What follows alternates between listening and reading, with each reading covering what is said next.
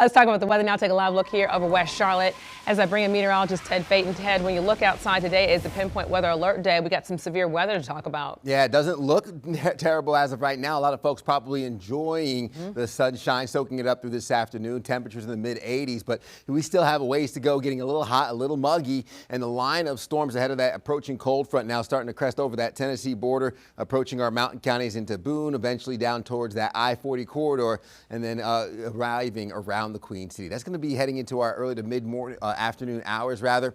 This is where we have that moisture breaking up east of Knoxville. I think our mountain counties will break up the intensity of the storm, so it might take a little while for the storms to build back that instability coming on over the Queen City, and we can see that cold front now approaching through parts of Kentucky into Tennessee as that low pressure system continues to book it north and east.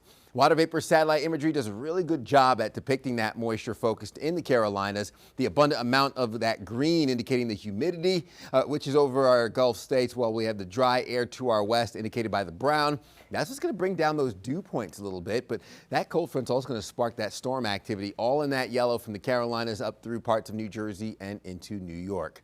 Now, when it comes to your flood potential, your flood risk, we're looking at the lowest level, level 1 out of 4, which will be the marginal risk for severe weather. That's in the green shading. We're more concerned about the severe weather risk, which is in the yellow. Slight risk, level 2 out of 5. Level 3 out of 5 is in that orange shading for the enhanced risk for severe weather, where I expect more of that tornado risk to be up through Richmond, Virginia, and into Washington, D.C.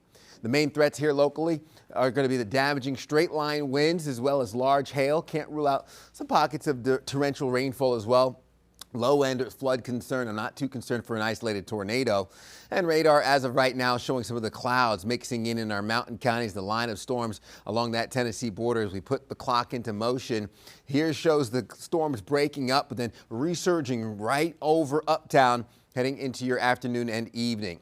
Those storms track south and east and exit our area as the cold front dips south overnight into your Friday, giving us some drier conditions, mostly sunny conditions for the end of the work week. And again, still holding on to that slight risk for severe weather in the yellow, which is mainly north and east of Uptown.